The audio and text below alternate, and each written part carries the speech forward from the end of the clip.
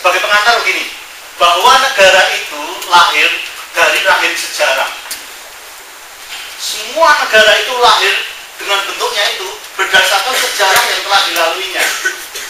Baik dia berbentuk federasi maupun berbentuk kesatuan. Nanti tentang teori-teorinya dibaca sendiri ya. Nah, yang federasi itu pernah kita lewati dan pernah kita buat. Yang kesatuan juga pernah kita buat. Masalahnya adalah ini.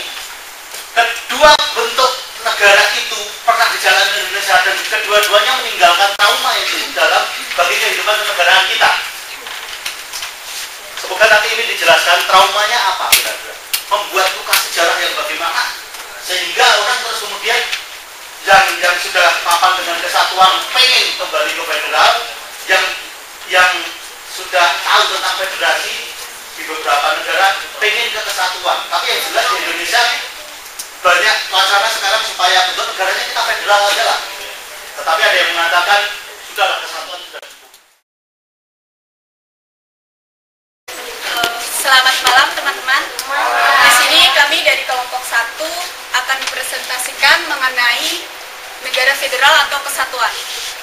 Seperti kita ketahui, Indonesia adalah sebuah negara yang besar di mana terdiri dari banyak pulau dan juga berbagai macam suku, budaya, bahasa, dan juga agama. Indonesia merupakan negara berbentuk kesatuan di mana terdapat sentralisasi dan desentralisasi. Sentralisasi adalah di mana pemerintah pusat memegang pengendalian, dan juga desentralisasi adalah pemerintah pusat memberikan hak otonomi daerah kepada 33 provinsi di daerah. Next. Lalu ada apa dengan otonomi daerah? Yang kami anggap otonomi daerah adalah setengah hati. Selama ini kita masih menganggap bentuk kesatuan adalah harga mutlak bagi Indonesia.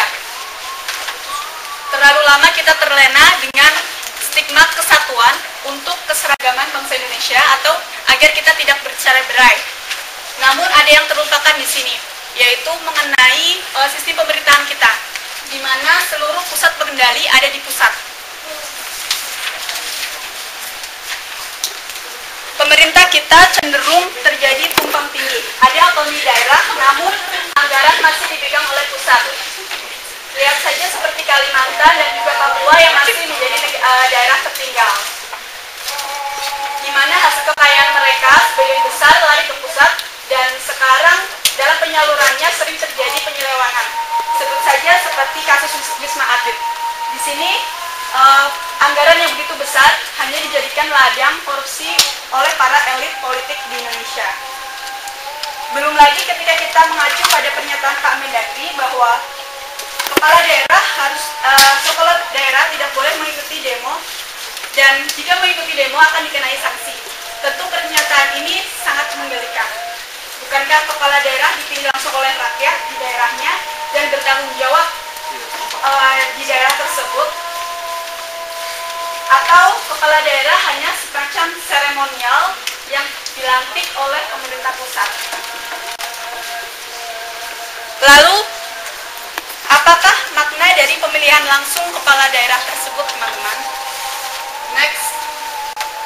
Alangkah baiknya apabila kita mencoba untuk mengesahkan negara kita menjadi negara federal.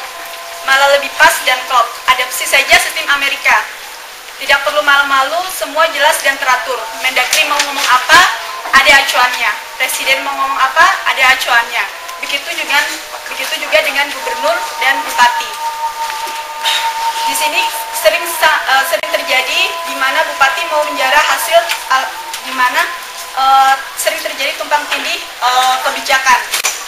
Jika bupati, gubernur ataupun kepala daerah itu dari partai yang berbeda, sering terjadi ada perbedaan kebijakan antara bupati dan juga wali kotanya, di mana pemerintah pusat bilang A, gubernur bilang B, dan bupati bilang C. Lalu rakyat harus bagaimana? Dan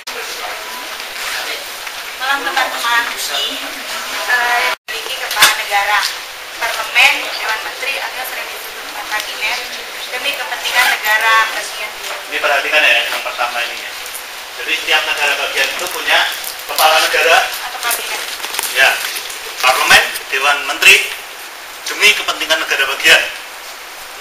Ya, lanjutkan dulu. Biar negara bagian konstitusi negara serikat. Hubungan antara pemerintah federal dengan rakyat diatur melalui negara bagian, kecuali dalam hal tertentu yang kewenangannya telah diserahkan secara langsung kepada pemerintah federal. Terus setiap negara federal berhak untuk mengelola anggarannya sendiri tanpa ada campur tangan dari pemerintah pusat. Next. Masalah daerah, kewarganegaraan, dan perwakilan diplomatik. Hal-hal yang mutlak mengenai keselamatan negara, pertahanan, dan hal-hal yang konstitusi dan organisasi pemerintahan federal serta asas-asas pokok, hukum maupun organisasi peradilan selama dipandang perlu oleh pemerintah pusat. Misalnya, mengenai masalah uji material konstitusi negara bagian. Terus, hal-hal tentang uang dan keuangan, biaya penyelenggaraan pemerintahan federal, misalnya hal pajak, biaya cukai, monopoli mata uang moneter seperti krisis di tahun 97 dan 98. Terus hal-hal tentang kepentingan bersama antara negara bagian, misalnya masalah telekomunikasi, statistik. Kita harus tetap fair ya, bahwa ternyata untuk negara federal pun biarpun kita dukung 100%, bahwa ada kelebihan dan kekurangan. Jadi saya akan menyebutkan beberapa kelebihannya. Semoga kekurangannya tersebut tidak jadi bahan untuk didebatkan, tapi kita sudah siap jawabannya. Kelebihan dari negara federal sebenarnya jauh beda dari tadi yang dijelaskan sama Ayu, tapi saya akan rangkum berkaitan dengan kelebihan yang kedua, bahwa jadi setiap daerah dapat secara mandiri membangun daerahnya sesuai dengan kebutuhan dan memang ciri khasnya masing-masing. Berkaitan dengan kelebihan ketiga, bahwa kalau setiap negara tersebut berhak untuk mengelola pendapatan dan pengeluaran daerah secara mandiri, otomatis pembangunan bisa dilakukan secara lebih maksimal ketimbang kalau negara berpusat. Selain itu juga mendorong minat publik dalam urusan umum.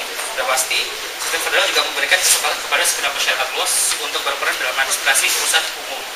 Kemudian kelebihan yang kelima adalah bisa menghindari kelalaian pemerintahan pusat yang kadang-kadang hak-hak rakyat di daerah-daerah yang sedikit jauh dari pemerintah pusat tidak tersentuh. Kekurangan negara federal, terima kasih.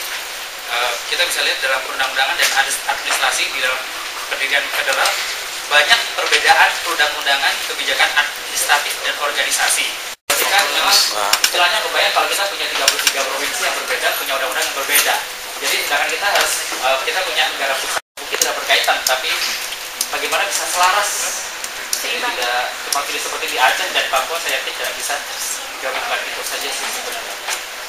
Terima kasih. Untuk berikutnya, Amerika Serikat dan Malaysia mungkin salah satu contoh negara federal yang Indonesia bisa mengambil contoh ya untuk mengadopsi sistem federal. Indonesia. Contoh yang pertama itu adanya kompetisi sehat. Kalau Indonesia, seandainya Indonesia dibikin negara federal, kita ada beberapa pulau besar. Kalau dibikin negara federal, yang jelas antara pulau itu kalau dibikin undang-undang sendiri dikasih kewenangan yang lebih. Setiap daerah itu yang jelas daerah itu berkompetisi untuk siapa yang paling maju di antara daerah-daerah itu. Jadi mereka bisa berkompetisi dan itu akan mendorong negara federalnya sendiri maju gitu kan. Yang kedua, kontrol harga.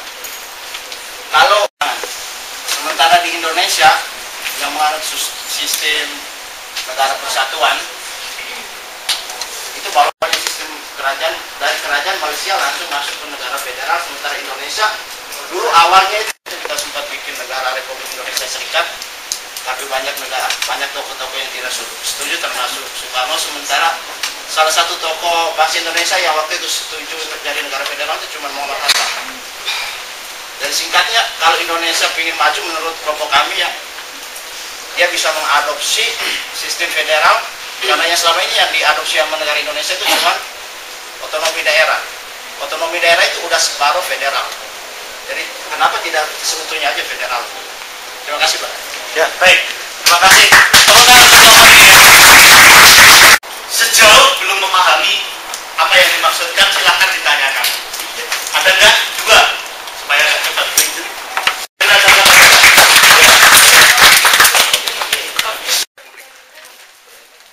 Definisi negara kesatuan di sini menjelaskan negara kesatuan. Menjelaskan tentang di sini saya mau menjelaskan tentang sistem ketatanegaraan Republik Indonesia. Sistem ketatanegaraan Indonesia menurut Undang-Undang Dasar 1945 adalah sebagai berikut. Untuk negara adalah kesatuan. Secara teoritis ada dua klasifikasi bentuk pemerintahan di era modern, yaitu republik dan monarki atau kerajaan. Bentuk negara Indonesia pernah mengalami perubahan, yaitu dari negara kesatuan menjadi di negara serikat. Adapun bentuk pemerintahan Indonesia belum pernah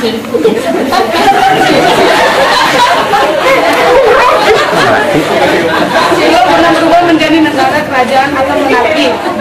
Sekarang ini bangsa Indonesia telah sepakat bahwa perihal bentuk tujuan negara Republik Indonesia menjadi negara kesatuan dapat dilihat dari bangsa dan ikut melaksanakan ketertiban dunia yang berdasarkan kemerdekaan, perdamaian abadi, dan keadilan sosial. Dari bunyi alinea keempat tersebut dapat dilihat bahwa tujuan dibentuk negara RI menjadi negara kesatuan adalah satu, melindungi segenap bangsa Indonesia dan seluruh tumpah darah Indonesia, bermaksud bahwa NKRI bertanggung jawab penuh atas perlindungan terhadap kehidupan dan penghidupan, termasuk perlindungan atas bencana alam, non-alam, faktor non-alam, dan faktor manusia dalam rangka mewujudkan kesejahteraan umum. 2. Memajukan kesejahteraan umum yang bermaksud adanya ketersediaan pendidikan yang layak bagi semua warga, pelayanan kesehatan yang memadai, perumahan yang layak, serta pekerjaan dan penghidupan yang layak. 3. Mencerdaskan kehidupan bangsa. Di sini bertujuan untuk menuntut kesadaran harga diri, harkat, dan martabat bangsa, kemandirian bangsa, serta yang berkemampuan kreatif, inovatif, produktif, dan emancipatif. 4. Ikut melaksanakan ketertiban dunia. Di sini bermaksud menciptakan perdamaian internasional serta persaudaraan dengan semua bangsa. Menjelaskan tentang isu yang terjadi di Indonesia. Akhir-akhir ini banyak yang berpendapat bahwa sistem negara kesatuan Indonesia dianggap gagal dalam memberikan kontribusi terhadap perkembangan negara Indonesia, khususnya dari faktor